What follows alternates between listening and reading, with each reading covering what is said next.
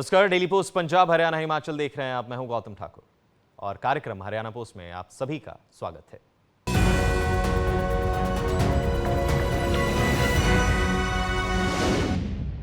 हरियाणा के कुरुक्षेत्र में 24 दिसंबर तक चलने वाले इंटरनेशनल गीता महोत्सव 2023 का आगाज हुआ है। इस मौके पर उपराष्ट्रपति जगदीप धनखड़ कुरुक्षेत्र पहुंचे, जहां हरियाणा के मुख्यमंत्री मनोहर लाल भी कार्यक्रम में शामिल हुए और गीता पूजन किया।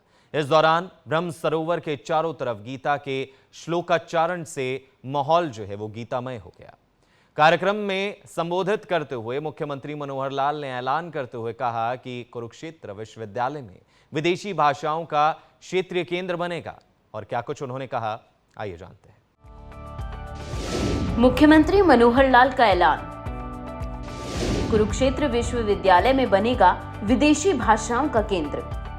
सीएम ने गीता के संदेश को जमीनी स्तर पर बनाया सार्थक। कुरुक्षेत्र विश्वविद्यालय में अंतर्राष्ट्रीय गीता महोत्सव के चलते अंतर्राष्ट्रीय गीता संगोष्ठी का आयोजन किया गया, जिसमें बतौर मुख्य अतिथि उपराष्ट्रपति जगदीप धनखड़ पहुंचे।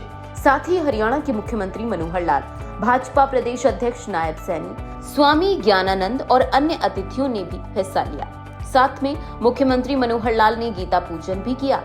उपराष्ट्रपति जगदीप धनखड़ ने हरियाणा के मुख्यमंत्री मनोहर लाल के व्यक्तित्व की सराहना करते हुए उन्हें गीता का सच्चा अनुयायी बताया। उन्होंने कहा, मुख्यमंत्री के तौर पर इनकी पहचान लोगों के लिए मनोहर है, तो वहीं ये पारदर्शिता के लिए जाने जाते हैं। और मनोहर लाल ने गीता के संदेश को जमीनी स्तर पर सार्थक बनाया है।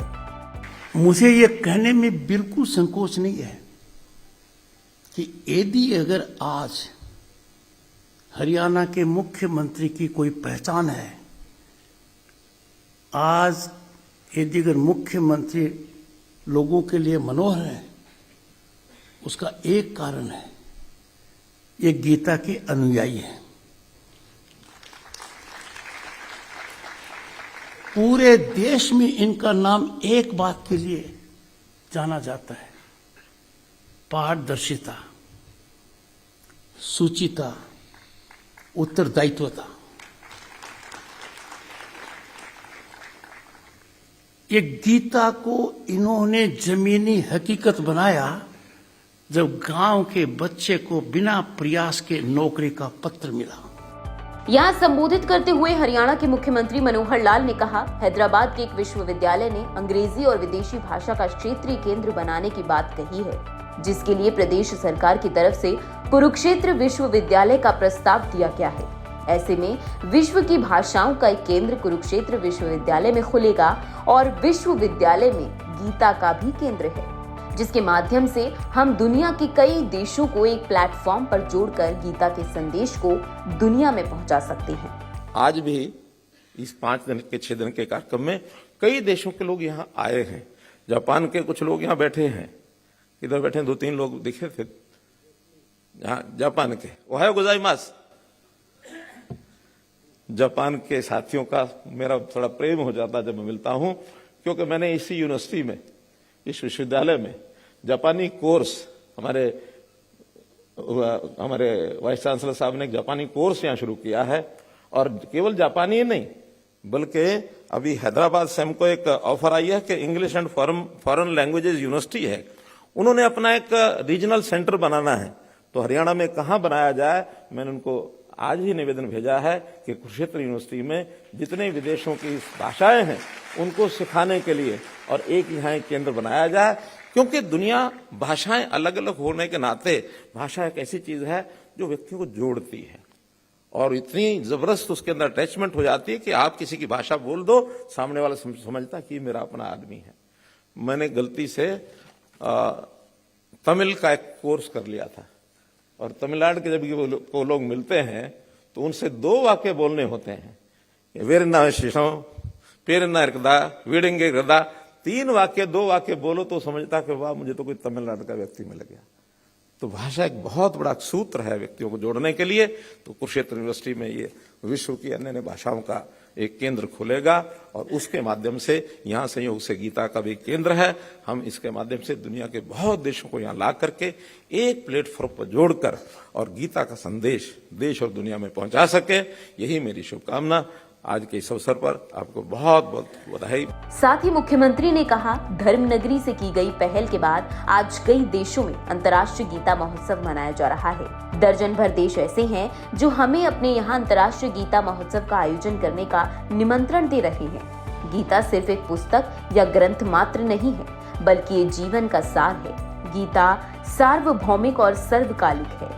आज भी गीता की सार्थकता उतनी ही है जितनी की पहले थी। विश्व को सुखी बनाने के लिए, शांति के रास्ते पर ले जाने के लिए गीता का संदेश बेहद जरूरी है। जो सार्थकता उस समय थी, आज भी सार्थकता उतनी उससे कम नहीं है।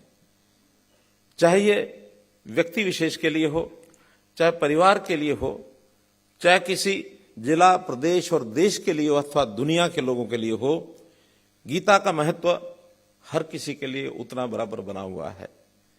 क्योंकि गीता ऐसा शाश्वत संदेश देती है जो मनुष्य के स्वभाव के साथ जितना उथल पुथल मचता है, उसको ठीक करने के लिए, विश्व को सुखी बनाने के लिए, उसको शांति के रास्ते पर ले जाने के लिए, और एक प्रकार से गीता का महत्व ये हमको ध्यान में आता है। मुख्यमंत्री ने कहा, आज के समय में जब आपसी समझ देशों में बनेगी तो विश्व एक इकाई के रूप में शांति की ओर आगे बढ़ेगा। इसके लिए गीता से बड़ा साधन कोई नहीं। गीता के माध्यम से हम दुनिया को दिशा दे सकते हैं। मुख्यमंत्री ने भी कहा कि प्रधानमंत्री नरेंद्र मोदी ने रूस और यूक्रेन युद्ध के समय भी संवाद का दृष्टिकोण विश्व के सामने रखा, जिसकी सभी ने सराहना की। गीता के माध्यम से हम दुनिया को दिशा दे सकते हैं। विश्व को एक करने के लिए, विश्व में एक दिशा और एक संदेश देने के लिए बहुत सी संस्थाएं ऐसी बनी हुई हैं। जैसा मैंने बताया, प्रशासनिक यूएनओ है। अगर हम ऊर्जा के क्षेत्र में बात करते हैं तो शायद इंटरनेशनल सोलर अलायंस एक इकाई बन गई है। अगर हम आर्थिक दृष्टि से बात करें तो वर्ल्ड बैंक अपने आप में एक संस्था है। स्वास्थ्य की दृष्टि से बात करें तो WHO ये बना हुआ है। और इसी प्रकार से अलग अलग संस्थाएं, ट्रेड के नाते से WTO ये संस्था एक आगे काम कर रही है। खेलों के नाते ओलंपिक्स ये अपना महत्व बनाए हुए हैं, जो दुनिया को एक दूसरे देशों के नजदीक लेकर के आते हैं। लेकिन फिर भी समझ बढ़ाने के लिए इसकी बड़ी आवश्यकता है। आखिर तो संघर्ष, जैसे 2 युद्ध का जिक्र किया स्वामी ज्ञानानंद जी ने, इन युद्धों में यदि आगे कहीं बढ़ गए तो मानवता पर भी खतरा है। दुनिया की कुछ समस्याएं हैं, उन समस्याओं को मिलकर के हल करना होगा। गरीबी है, महामारी है। अब हम कोविड को ही देख लें कि कोविड जैसी समस्याएं, महामारी पूरे विश्व को और ऐसा कई बार सर्वनाश की तरफ आगे धकेलने के लिए निकल गई। अगर ये समझदारी न दिखाई होती तो शायद बहुत बड़ा संकट आ सकता था। मैं अपने देश के प्रधानमंत्री जी की सराहना इस मामले में करता हूं कि हर समय एक दृष्टिकोण सामने रखते हैं। जब रूस और यूक्रेन का युद्ध हुआ, उसमें रूस के राष्ट्रपति को उन्होंने एक ही बात कही कि समाधान इस प्रकार से लड़ाई लड़ने से नहीं निकलेगा। विवादों का समाधान आपसी बातचीत, परस्पर और संवाद करने से निकलेगा। मुख्यमंत्री मनोहर लाल हर बार बोलते आए हैं कि गीता से हम दुनिया को दिशा दे सकते हैं और विश्व शांति के लिए इससे बड़ा कोई साधन नहीं। अक्सर देखने को भी मिलता है कि मुख्यमंत्री मनोहर लाल की अगुवाई में हरियाणा की मनोहर सरकार इस दिशा में आगे बढ़ते हुए निरंतर काम कर रही है और कोशिश कर रही है कि देश का हर व्यक्ति गीता के सार को समझे और इसे अपने जीवन में उतारे। Bureau report, daily post, Punjab, Haryana, Himachal.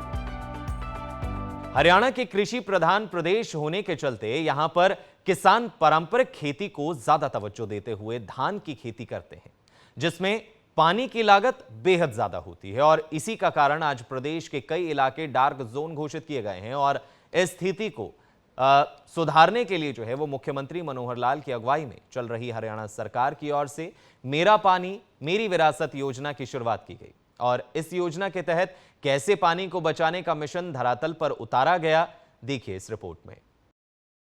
जल, जंगल, जमीन तीनों जीवन का आधार। जल को बचाना है, अपना कल बेहतर बनाना है। मेरा पानी मेरी विरासत योजना किसानों को प्रदान करती है प्रोत्साहन राशि। जल के बिना जीवन की कल्पना भी नहीं की जा सकती और जमीन के अंदर का जल स्तर दिन प्रतिदिन गिरता जा रहा है, जो कि भविष्य के लिए एक बड़े खतरे की घंटी की तरह है। हरियाणा प्रदेश में पानी की कमी को देखते हुए मुख्यमंत्री मनोहर लाल की ओर से एक अहम योजना की शुरुआत की गई थी, मेरा पानी मेरी विरासत, जिसके तहत पानी को किस तरह से बचाया जाए, इस योजना को शुरू करने की जरूरत क्यों समझी गई। इसका सबसे बड़ा कारण था केंद्रीय जल आयोग की ओर से आई वह रिपोर्ट, जिसके तहत हरियाणा प्रदेश के कई ब्लॉक जिन्हें डार्क जोन घोषित किया गया, क्योंकि यहां पर पानी की गहराई 40 मीटर से ज्यादा तक की है। वहीं मुख्यमंत्री मनोहर लाल के मुताबिक 7,287 गांव ऐसे हैं जहां पानी को लेकर हालात बेहद चिंताजनक बन चुके हैं। जल, जंगल और जमीन, ये तीनों चीजें हमारे जीवन का आधार है और इन तीनों पर हमको चिंता करनी चाहिए। और जब चिंता करने की बात आई तो उसमें से एक विचार आया कि आखिर पानी का सदुपयोग कैसे किया जाए। जब पानी की कमी महसूस हुई, पानी जमीन में बहुत नीचे जाने लगा, तो डार्क जोन का एरिया ये घोषित हुआ। सेंट्रल वाटर कमीशन, केंद्र का जल आयोग, उन्होंने भी हमारे प्रदेश के 36 ब्लॉक उनको डार्क जोन घोषित कर दिया है।